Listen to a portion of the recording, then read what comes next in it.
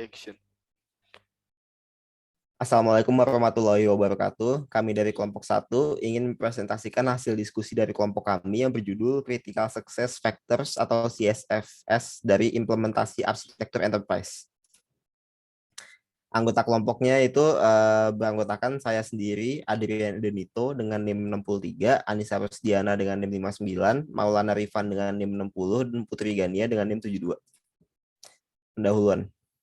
Arsitektur enterprise menyediakan blueprint untuk mendefinisikan arsitektur dari sebuah perusahaan saat ini dan yang diinginkan secara sistematis dengan pertimbangan proses untuk implementasi dan deployment.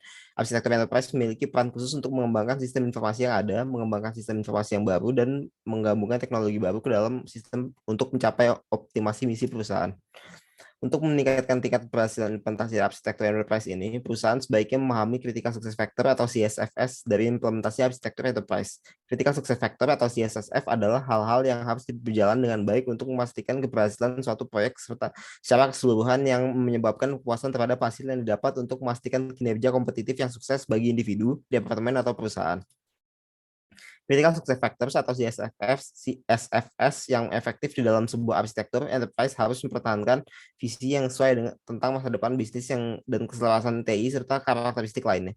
Sebagian besar perusahaan berdasarkan proses bisnis mereka perlu melakukan semua aktivitas bisnis mereka pada tingkat yang dapat diterima atau acceptable levels oleh perusahaan yang mana aktivitas ini berkontribusi agar perusahaan dapat bersaing secara efektif dan layak dalam bisnis yang kompetitif.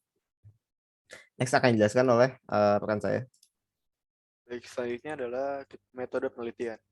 Nah, dalam penelitian ini merupakan tinjauan literatur tentang implementasi CSF IE. Studi ini berfokus pada makalah yang membahas CSF implementasi arsitektur enterprise. CSF juga diperingkatkan dengan melakukan kuesioner dalam penelitian ini. Next. Nah, sebelumnya di sini ada penelitian terkait ya. Namun secara ringkas, hal berikut yang diambil dari penelitian terkait karakteristik CSF. Nah, di sini pertama yaitu melakukan proyek dengan cara yang benar, lalu prioritas pada kegiatan proyek, lalu mendukung hingga akhir proyek. Selanjutnya harus mencakup semua sudut pandang seperti manajemen, perancang, pengembang, dan lain-lain. Lalu meningkatkan kualitas kinerja proyek, dan terakhir yaitu menciptakan kolaborasi antara TI dan bisnis. Nah, di sini ada model dari CSF yang pertama dibuat oleh Kamogawa dan Okada. Nah, menurut Kamogawa dan Okada, sebagian besar perusahaan menghadapi perubahan dalam lingkungan bisnis mereka, seperti produk dan layanan baru. Hal ini membuat perubahan proses bisnis tidak dapat dihindari untuk bertahan dalam bisnis mereka, sehingga Departemen Teknologi Informasi atau TI harus menyesuaikan diri dan mengembangkan sistem baru yang efisien dan efektif. Nah, di sini tata kelola TI ini sangat penting dalam implementasi. Kamogawa dan Okada juga menekankan bahwa tata kelola TI menentukan pengambilan keputusan dan struktur tanggung jawab yang mendorong perilaku yang dimaksudkan dalam penggunaan TI untuk pengendalian internal dan manajemen risiko. CSF Arsitektur Enterprise model Kamogawa dan Okada di sini memiliki 2 poin ya yang harus dipandang, yang harus diperhatikan. Yang pertama, IE Cognition. Efek IE pada tampilan proses bisnis dan bidang arsitektur data diimplementasikan dalam ruang lingkup. Lalu yang kedua, manajemen organisasi. Kognisi manajemen puncak pada perusahaan dan karyawan harus lebih tinggi dari sebelumnya. Mengidentifikasi dukungan yang tepat dari proses bisnis dengan TI dan perhitungan return of investment atau ROI adalah tujuan utama dari faktor ini. Selanjutnya akan dijelaskan oleh rekan saya. Selanjutnya ini ada model CSF menurut Smith dan Baxman. Jadi menurut Smith dan Baxman, selama dekade sebelumnya, TI memiliki peran penting dan itu menyebabkan peran khusus pada proses bisnis di perusahaan yang ingin memiliki implementasi arsitektur enterprise yang komprehensif. Saat ini, solusi komprehensif untuk memiliki keselarasan strategis lingkungan TI adalah memiliki manajemen holistik pada enterprise arsitektur, khususnya pada bagian TI. Untuk tujuan ini, sebagian besar perusahaan mengimplementasikan arsitektur TI perusahaan dengan manajemen yang tepat yang disebut EAM. Nah, berikut faktor yang disarankan agar memiliki implementasi yang efektif. Yang pertama, adanya dokumentasi arsitektur enterprise, adanya perencanaan arsitektur enterprise, adanya pemrograman arsitektur enterprise, adanya komunikasi dan dukungan arsitektur enterprise, adanya tata kelola arsitektur enterprise, dan yang terakhir adanya partisipasi pemangku kepentingan arsitektur enterprise. Nah, yang ketiga ini ada model CSF menurut Ayer dan Shelp. Jadi menurut Ayer dan Shelp ini sebagian besar perusahaan ingin menerapkan enterprise arsitektur karena perbaikan IT atau perubahan dalam proses bisnis. Yang memiliki implementasi dan manajemen yang sesuai adalah fundamental. Terlebih lagi, mengidentifikasi faktor-faktor penentu keberhasilan akan memiliki kekuatan efek pada implementasi arsitektur enterprise yang sukses. Berikut faktor hambatan selama implementasi arsitektur enterprise. Yang pertama itu ukuran perusahaan atau arsitektur, yang kedua ada orientasi pasar, yang ketiga tekanan ekonomi, yang keempat budget, yang kelima penyelarasan strategis, dan yang terakhir budaya.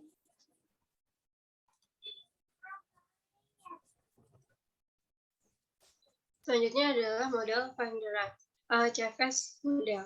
Van der Raat mempresentasikan kerangka kerja yang dikenal sebagai NAOMI, organisasi arsitektur normalisasi indeks maturitas, yang menyediakan 3 perspektif tentang arsitektur perusahaan, yaitu kesadaran arsitektur, kematangan arsitektur, dan keselarasan arsitektur.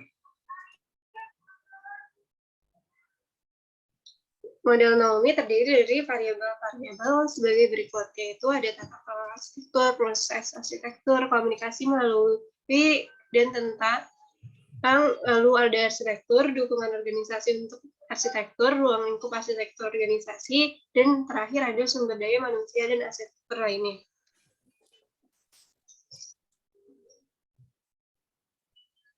Kelima ada tanya 5Q CSF model. Tanya 5Q menyebutkan bahwa sebagian besar manajer di bidang praktis dan akademik memiliki pertimbangan pada arsitektur perusahaan di bagian sistem informasi dan proses bisnis mereka. Untuk memantau inovasi dan perubahan lingkungan bisnis, arsitektur enterprise dapat menjadi metode yang efisien untuk menyelaraskan bisnis proses dan TI. Arsitektur enterprise adalah peta jalan untuk mengatur kompleksitas dan proses yang berkelanjutan dalam lingkungan bisnis perusahaan. Investigasi tanya 5Q terhadap arsitektur enterprise yang ada, model kematangan dan beberapa domain terkait arsitektur enterprise seperti perencanaan sumber daya perusahaan, proses bisnis, reengineering, dan juga berikut faktor-faktor dikategorikan yang telah diidentifikasi. Lalu selanjutnya adalah meninjau temuan. Untuk menemukan faktor fundamental pada implementasi arsitektur enterprise, kami membandingkan semua model CSF yang telah dipilih dengan beberapa variabel. Nah, tabel 1 di samping ini menunjukkan hasil perbandingan tersebut. Di sini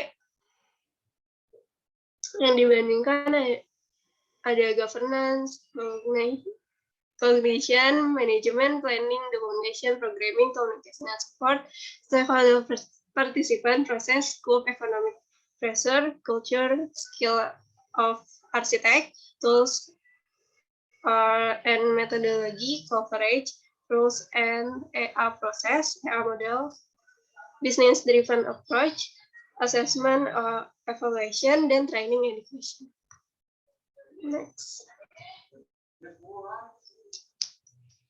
Selanjutnya adalah perankingan. Kami melakukan kuesioner untuk menemukan 5 CSF pertama yang lebih penting daripada yang lain. Sampel target kami adalah orang-orang akademis dan juga praktisi. Kami meminta mereka untuk memberikan 5 peringkat CSF berdasarkan faktor-faktor yang telah ditunjukkan pada tabel 1. Selanjutnya adalah tabel 2, menunjukkan peringkat CSF yang teridentifikasi. Kuesioner disebar melalui web. Kami meminta peserta untuk menjawab kuesioner dengan mengirimkan link halaman web kuesioner melalui email. Next. Berikut adalah tabel dari perankingan model CSF. Pertama ada faktor governance, communication, and support. Lalu yang kedua ada faktor manajemen. Yang ketiga ada faktor stakeholder partisipan. Yang keempat ada organizational culture. Dan yang kelima ada planning methodology.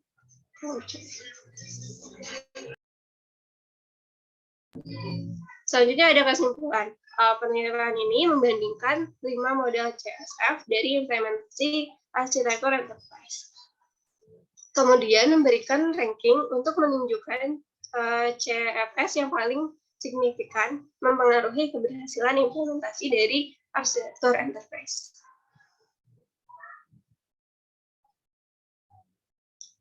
Nah, hasil dari penelitian ini adalah perencanaan, tata kelola, manajemen, komunikasi, dan dukungan adalah faktor penting yang dikutip oleh semua model. Lalu ada dokumentasi, partisipasi pemangku kepentingan, proses, dan keterampilan arsitek juga merupakan faktor penting yang perlu dipertimbangkan dalam proyek enterprise arsitektur.